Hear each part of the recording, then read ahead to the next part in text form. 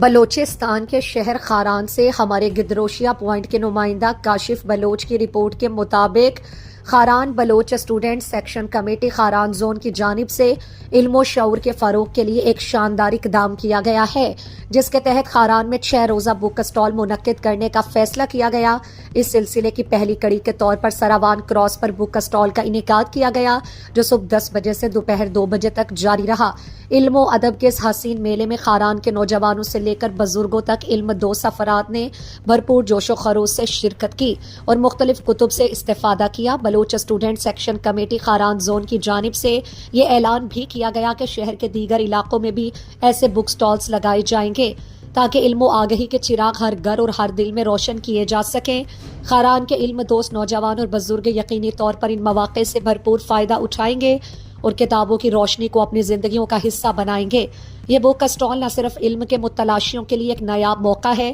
بلکہ خاران میں شعور اور ترقی کے نئے دروازے کھولنے کا ذریعہ بھی ثابت ہو رہا ہے۔